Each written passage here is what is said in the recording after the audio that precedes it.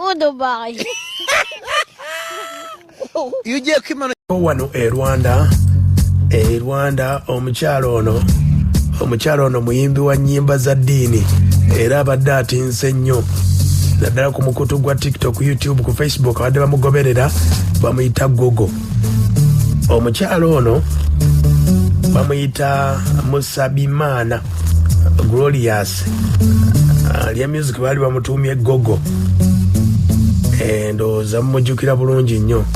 Okujja mu Uganda wano yajja babadde balina ekivvulu mwezi ogw'omusanvu nga abiri abanafu abakitala Kabulengwa Fellowship bategeka ekivvulu ku Imperial Royal baali bakiyita mega gospel concert.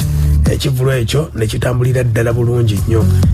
Weyasobola okuba ate nga ajja mu Uganda abadde akyalimu abadde atera okuba ate nga abitambuza. Kati ekyasembyeyo yabadde alina fellowship gyabaddeko yabadde sides eyo Kakumiro babadde bagiyita Pentecostal Churches of Prophets. Yabadde yatandise nga 29 paka nga 38 yabadde akadda teekateeka ziraze bamututteeko wali ku Kyengera Doctors Clinic.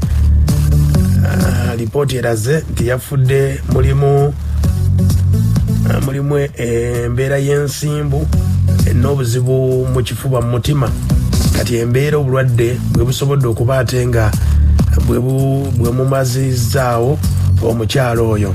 Kati ezimu ku babadde engeri gy'abadde ayogeramu bw'obadde omugoberera ku mutimbagano guno kakasa nti wali owulidde ku ddoboozi lye.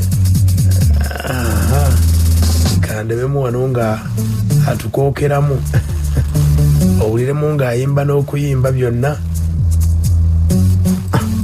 Imana yemeye kw'imyaka ibaho kandi nanone yemera kw'imungu ibaho. Imana yemeye kw'imyaka ibaho kandi nanone yemera kw'imungu ibaho. Umuntu iyo yemeye kwirinda Mungu hariho n'umutafata akawuhungeza. Umuntu iyo yemeye kwirinda Mungu. Kale ye mukyalo oyo Gogo nkakasa nti obadde omugobero bakano ko obadde osinga okumanya. Umeze neza Gogo nkundira tuganire ariko ntabwo ndi kukureba neza kwera marinette mana yanjye. Hari icyo yangaba. Every day I need the Burundi of Jesus. Every day I need the Burundi of Jesus. Because he's good, because he's good. Every day I need the Burundi of Jesus. Every day I need the Burundi of Jesus. Every day I need the Burundi of Jesus. Because he's good, because he's good. Every day I need the Burundi of Jesus.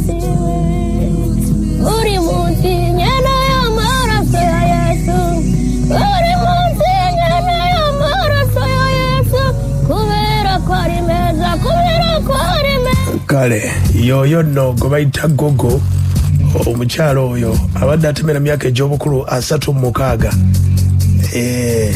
Nkakasa nti bw'oba obadde ku TikTok waliwo ne kasawundi ke yakola bakayita Goodbye.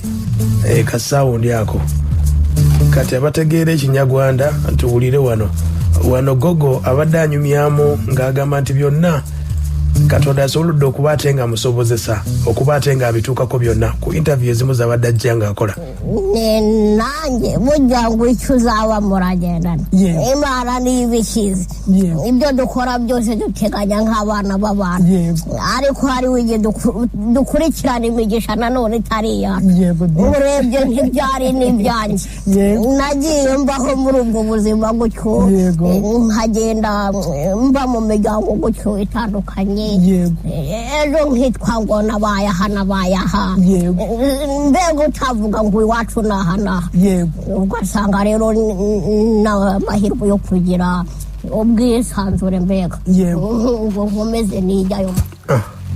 Ng'atunyumiza ku mbeera ye agambye nti wano yali anyumya agamba nti ebizibu byonna ye wafuna ebizibu abikwasa Katonda era ye buli kijibu kibadde kijja nga kikwasa Katonda ulira yewe birakomeye cyane nageze naho ndwara mpera hasi ndavuga nti Mana ni mu byo wabivuye byose nibishoboke ko n'uyu mugisha atari n'uwanjye ndimo gukurikirana umugisha utari uwanjye yo kwiga ndamutse umbyukije hano hantu n'ubundi nuko nzaba ni wowe ukuza ntinakugwa inyuma ubundi yego nkazajya nikorera umurimo wawe ngasenga gusa yego ntinawe iby'amashuri nkabireka aya uyo urumva uba mu buzima busanzwe mwese abantu tujya tugira imyaka myinshi itandukanye duhinga ariko nshingiye ku masaka n'ibishyimbo mujya mubona ukuntu umuntu amara gusarura agiye guhunika imyaka ye hari imiti itandukanye afata agiye guhungira ariko ibyo abikora ku bushake bwe kuko aba azi n'umumaro byamuviramo ariko nk'ibiri banga muvandimwe ya myaka n'uyihungira ntihazabura imungu n'imwe yazamo gusa isaka cyangwa igishyimbo kizaba cyafashe uwo muti iyo mungu ntizabasha kwinjira imbere n'umuntu wihaye Imana niko namugereranya kuko atazabura ibimurwanya ariko ibyo byose biraza bikamusiga uko byamusanze kuko aba afite igitinyiro n'ubwo ibyo biba byamubayeho kitegedde